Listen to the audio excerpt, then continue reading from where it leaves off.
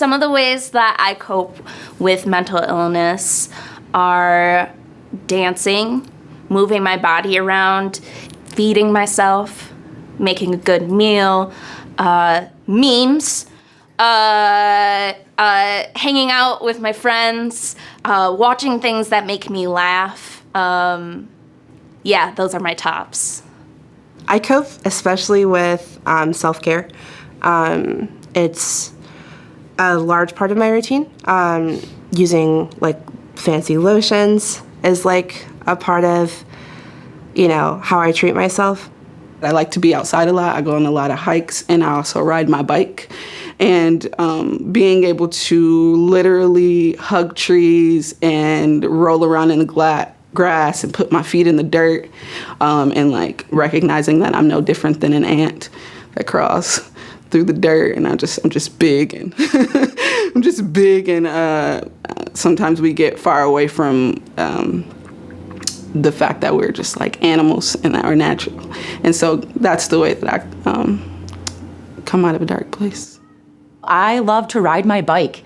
I biked and skated to Mackinac City from Holland last summer, and that I fell in love again with riding my bike. I have a poem about how riding my bike is something that saves me and pulls me out of my own head.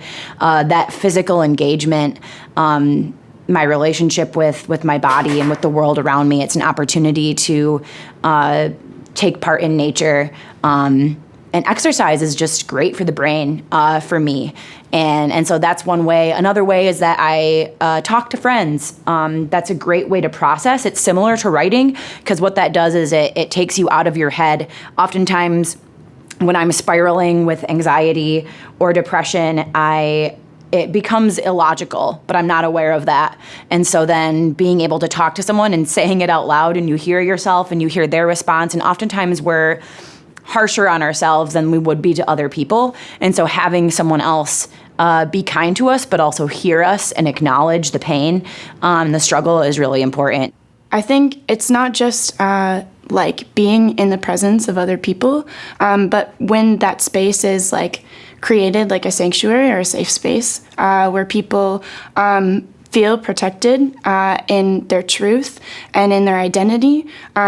Those are like spaces for me that can be so healing, and really the only place that we can find the care that we need. Because I think it's really, really impossible to care like for yourself by yourself. That's not really a responsibility that we can take on.